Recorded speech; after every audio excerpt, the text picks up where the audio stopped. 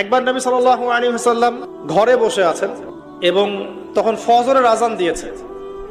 তিনি বাসা থেকে বের হয়ে গেলেন, দেখলেন যে তার স্ত্রী মুসল্লায় নামাজ পড়ছে এবং নামাজ শেষ করে তিনি সুবহানাল্লাহ, আলহামদুলিল্লাহ, আল্লাহু আকবার, লা ইলাহা ইল্লাল্লাহ এগুলো পড়ছেন। হাতে খেজুরের বিচি আছে, খেজুরের বিচি এগুলো দিয়ে পড়ছেন, গুনছেন।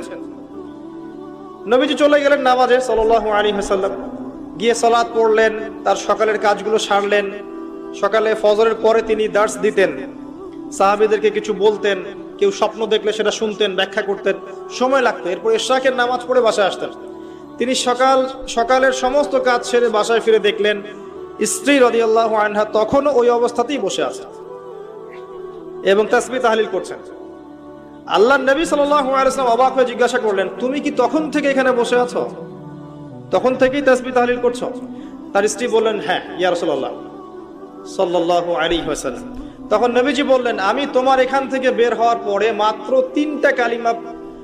5টা কালিমা 3 বার পড়েছি। কয়টা কালিমা?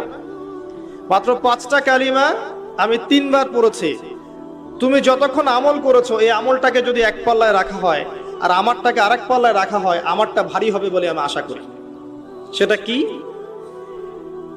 সেটা হচ্ছে, এক, আমার সাথে বলেন সুবহানাল্লাহি ওয়া বিহামদিহি। 2, আদাদা খালকিহি। 3, ওয়া রিদা নাফসিহি। 4, ওয়া জিনাতা আরশিহি। 5, ওয়া মিদাদা কালিমাতিহি। এই 5টা কালিমা 3 বার করে, সুবহানাল্লাহি ওয়া বিহামদিহি, আদাদা খালকিহি, ওয়া রিদা নাফসিহি, ওয়া জিনাতা আরশিহি, ওয়া মিদাদা কালিমাতিহি। পারা যায়? সকালে 3 বার বললে এই দেখেন 3